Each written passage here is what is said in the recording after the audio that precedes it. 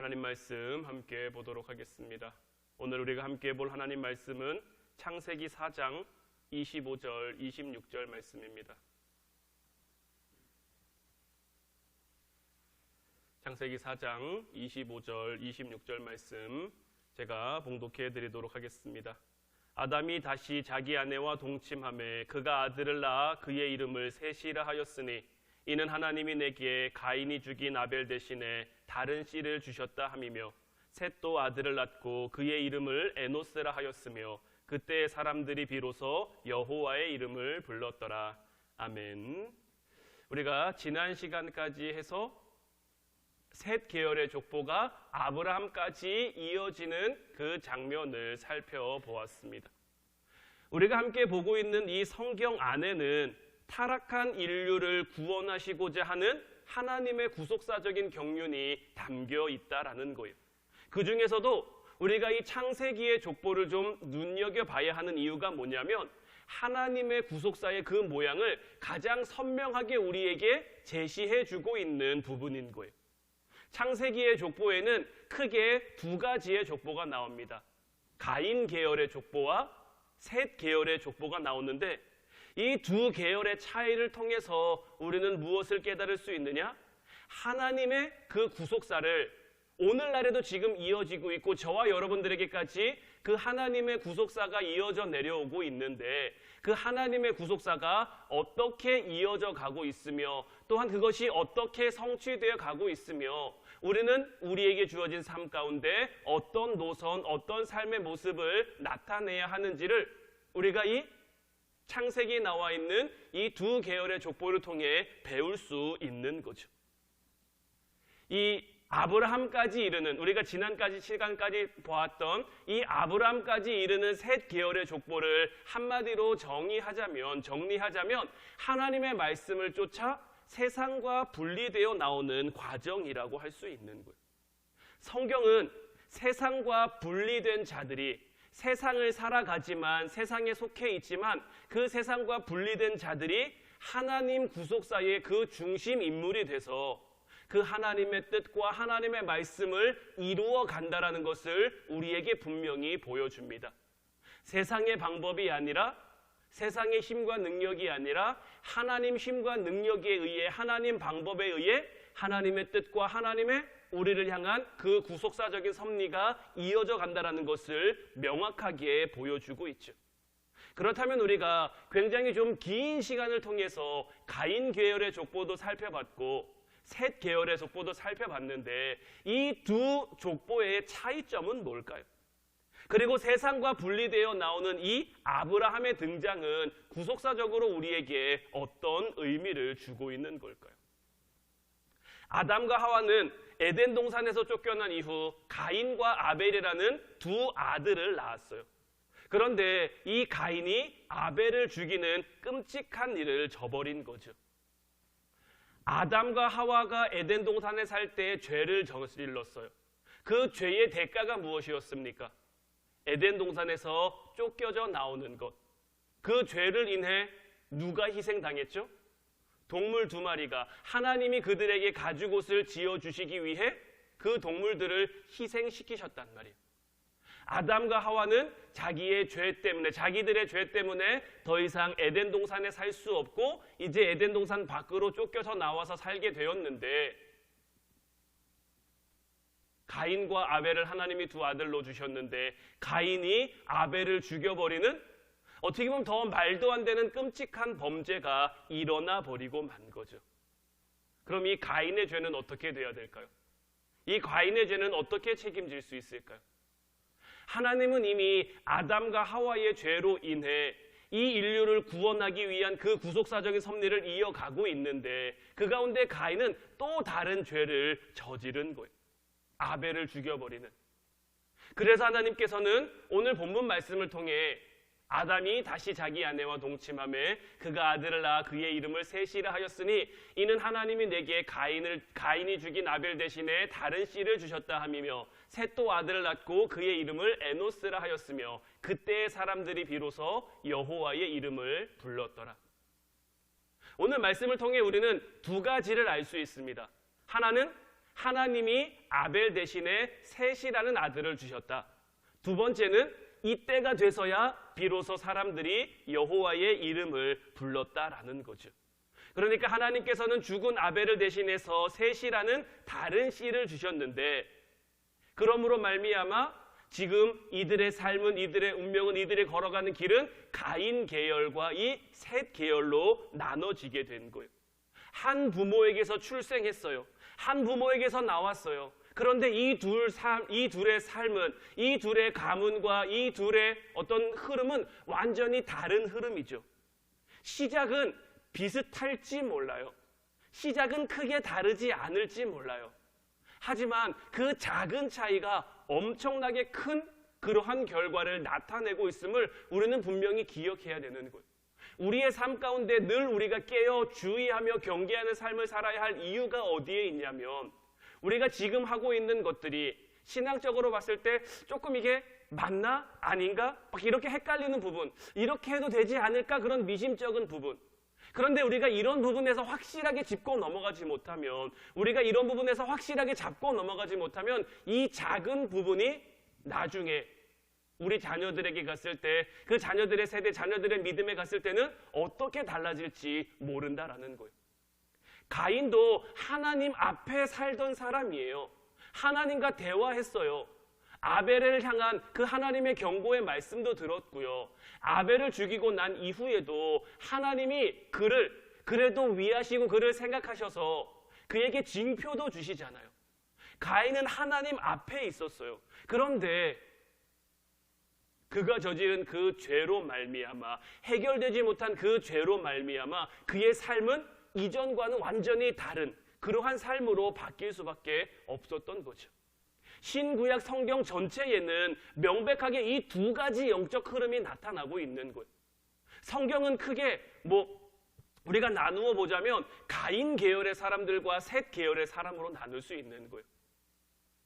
뜨거운 사람과 차가운 사람, 미지근한 사람은 없는 거예요. 미지근한 사람은 우리 주님께서 토하여 내버리시겠다라고 하신 거예요. 내가 지금 살아가고 있는 내 삶의 모습이 가인 계열의 모습인지 아니면 셋 계열의 모습인지. 셋 계열의 사람들은 어떤 사람들입니까?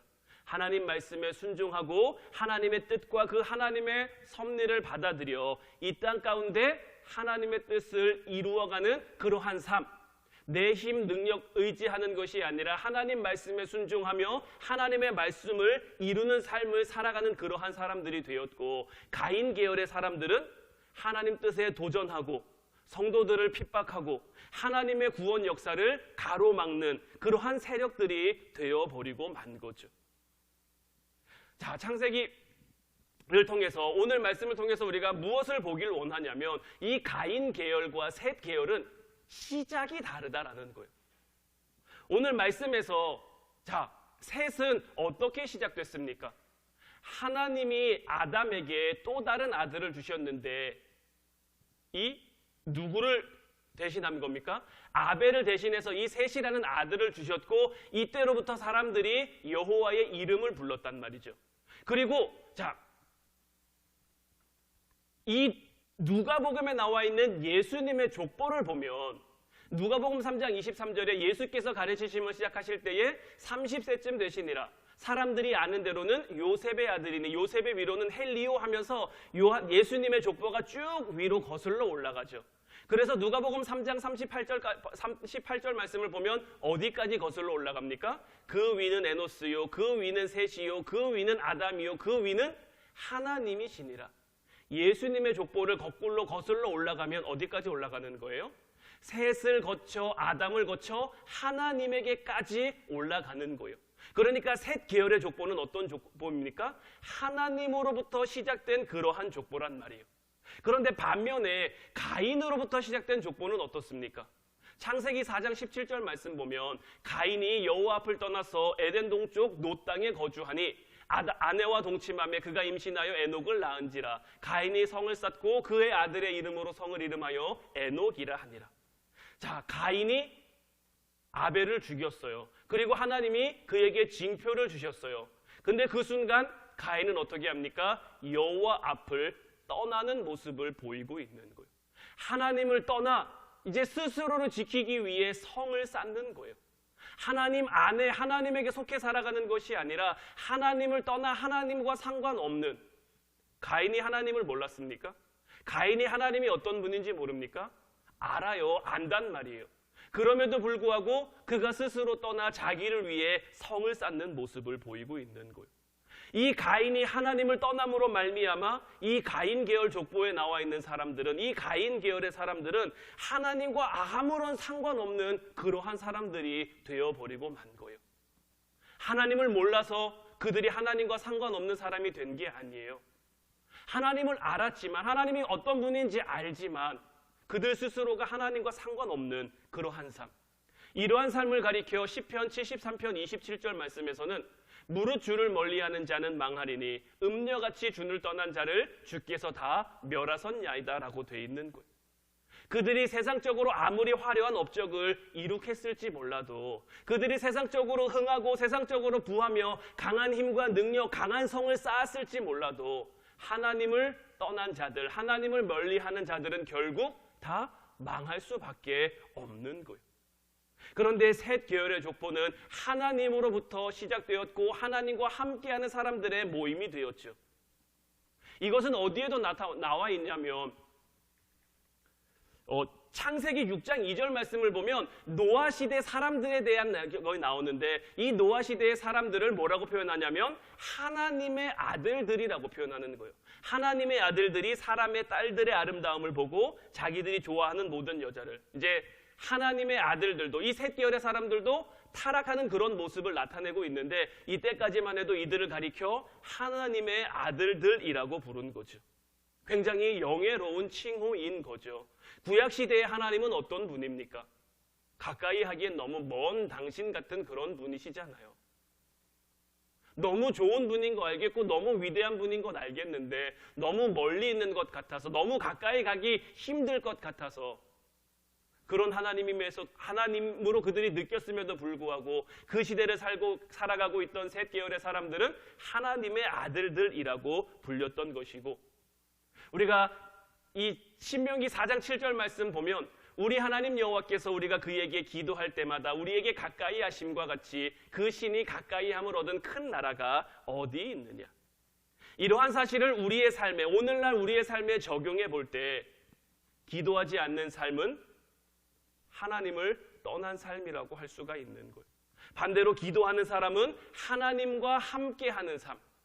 신명기 4장 7절 말씀을 통해 분명히 우리에게 말씀하시죠. 우리 하나님 여호와께서 우리가 그에게 기도할 때마다 우리에게 가까이 하심과 같이 그 신이 가까이 함을 얻은 큰 나라가 어디 있느냐. 우리가 기도를 할 때마다 하나님이 우리에게 가까이 와주셔서 우리로 하여금 큰 나라, 구약 전체를 통해서 하나님이 그들에게 주신 약속이 뭡니까? 내 안에 거하라는, 나의 안에 거하라는 거예요. 내가 너희의 하나님이니 너희가 나의 안에 거하라. 너희가 내 안에 거하기만 하면 내가 너희를 강한 나라가 되게 해준다. 세계 모든 민족 위에 뛰어난 이름을 갖게 해준다. 물이 바다를 덮는 것처럼 여호와의 영광이 온 땅이 덮는 것을 너희들로 하여금 보게 해줄 것이다. 그러니 너희들은 나의 안에 거하라. 끝없이 하나님은 창세기 아담과 하와가 그 에덴 동산에서 쫓겨나면서부터, 아니 어쩜 하나님이 그들을 만드시면서부터 나의 안에 거하라고 말씀하셨는지 몰라요. 나의 안에 거하라고 말씀하셨는데 그들이 끝없이 하나님 안에 거하지 못하고 말씀 밖으로 튀그러져 나가고, 기도하는 삶 밖으로 튀그러져 나가고, 우상을 향해 튀그러져 나가고, 그러한 삶의 모습을 보이니까 하나님이 그들과 가까이 하셔서 그들을 강하고 견고하고 하나님이 함께 하시는 영광스러운 나라가 되게 하고 싶으신데 그렇게 하실 수가 없는 거죠. 하나님을 믿는 그 자리부터 다시 시작하도록 만들 수밖에 없었던 거죠. 하나님은 그들에게 큰 거 바란 게 아니에요. 그들이 막 엄청난 믿음을 가지고 어마어마한 거 하나님 앞에 드려라, 나한테 정말 세계에서 가장 큰 성전 지어 바치고 매번 너희들이 제사 드릴 때마다 어마어마한 재물 가지고 와서 예배 드리고, 이런 걸 바라신 게 아니죠. 정말 너희들이 온전히 진심으로 나를 향한 마음을 가지고 나와서 나를 찾고 나를 구하고 나를 예배하고, 그런데 그 이스라엘 백성들은 그 부분에 실패한 거예요. 그들이 하나님을 몰랐습니까? 그들이 하나님이 어떤 분인지 몰랐습니까? 아니요. 그들은 하나님 알았어요. 하나님 알았지만 하나님 알매도 불구하고 그러한 삶을 살지 못했던 것이고, 이러한 모습이 신약으로 오면 달라집니까? 예수님 시대에 수없이 많은 종교 지도자들이 있었습니다. 서기관들, 바리새인들, 율법학자들이 있었단 말이에요. 이들이 하나님 주신 율법을 몰랐습니까? 이들이 율법을 안 지켰습니까? 이들이 예배를 안 드렸습니까? 아니요. 그들이 행함으로 지킬 수 있는 모든 것들에서는 흠이 없었어요. 율법 완벽하게 지키고요, 예배 완벽하게 드리고요, 말씀 잘 알고요, 금식하고요, 하나님 앞에 헌신 많이 하고요. 그런데 그들에게 무엇이 없었습니까? 하나님을 사랑하는 마음이 없었던 것. 자기의 의만 드러내고 싶고, 자기의 이런 옳은 행함만 드러내고 싶고, 하나님을 위해 신앙생활하는 것이 아니라 자기를 위해 신앙생활하는 것. 하나님이 무엇을 원하시는지 몰랐습니까? 한 율법학자가 와서 예수님에게 물었죠. 율법 중에 최고가 뭡니까? 성경은 뭐라고 말하고 있느냐? 율법은 뭐라고 말하고 있느냐? 하나님을 마음을 다하고 뜻을 다하고 힘을 다하고 목숨을 다해 사랑하라. 안단 말이에요. 알지만 알면서도 그들은 그들의 삶을 통해 그것을 나타내지 못한 거예요. 이 말씀을 오늘날 우리들의 삶에 적용해 볼 때 우리들의 모습을 통해 우리는 하나님 앞에 어떤 모습으로 나아가야겠습니까? 우리가 화려한 예배, 화려한 성전, 이런 것들을 주님 앞에 드리는 것, 정말 주님이 기뻐하실 만한 일이고 주님이 영광 받으실 만한 일이지만, 그보다 앞서 우리에게 정말 주님을 향한 그 마음이 있어야 하는 거예요. 가인 계열의 사람들처럼 우리가 하나님을 떠난 사람들처럼 살아가는, 우리의 겉모습만 화려한, 우리의 겉모습만 그럴듯한 그런 모습으로 살아가는 게 아니라 정말 우리의 마음부터, 우리의 중심부터, 지금 우리가 코로나라는 정말 전대미문의 유례 없는 이런 상황을 보내고 있지만, 지금까지 우리가 어쩔 수 없다라는 그런 말들로 우리의 삶을 좀 포장해오고 우리의 예배를 포장해 왔지만, 이제 좀 우리의 삶의 모양, 삶의 형식을 바꿔서 이렇게라도 우리가 주님을 예배하겠습니다. 이렇게라도 우리가 주님 앞에 나아가겠습니다. 이렇게라도 우리가 주님을 가까이 하겠습니다. 우리 마음의 중심을 아시는 주님께서 우리의 이런 마음을 알아주시고 우리의 이런 모습을 받아주셔서 셋 계열의 사람들을 통해 하나님의 구속사를 이루어 가신 것처럼, 이제 우리의 삶을 통해, 우리의 가정을 통해, 우리의 교회를 통해 하나님의 뜻이 이루어지게 하시며 하나님의 뜻이 성취되게 하시며 하나님의 그 구원의 은혜가 나타나게 없어서, 이제 저와 여러분들의 삶이 이와 같은 삶이 될 수 있기를 바라요. 우리에게 하나님이 진정 원하시는 모습이 이와 같은 모습인 것이고, 오늘날 이 시대 가운데, 이 나라 가운데 이런 마음으로 주님을 예배하는 그 한 사람 한 사람들을 찾고 계신 줄로 믿어요. 이제 이런 온전한 모습, 은혜로운 모습으로 주님 앞에 나아가는 저와 여러분들 되시기를 주님의 이름으로 축원해 드립니다. 우리 시간 잠시 동안만 우리 같이 합심해서 기도하길 원하는데, 하나님, 지금 우리가 살아가는 삶의 모습이 어떤 방식이며 어떤 방향인지를 온전히 돌아보게 하옵소서. 정말 하나님이 나에게 원하시는 것이 무엇인지를 깨닫는 저희들 한 사람 한 사람이 되게 하시어서, 정말 그 하나님이 원하시는 모습으로, 하나님이 뜻하시는 모습으로, 내가 기뻐할 만한 것으로 기뻐하는, 내가 기뻐하는 것이 하나님도 기뻐하는 거겠지라고 생각하는 것이 아니라 정말 하나님이 기뻐하시는 것으로 우리도 기뻐할 수 있는 그런 예배, 그런 헌신, 그런 삶을 살아가는 저희들 되게 없어서 우리 주님의 이름 크게 한번 부르고 합심해서 기도하도록 하겠습니다.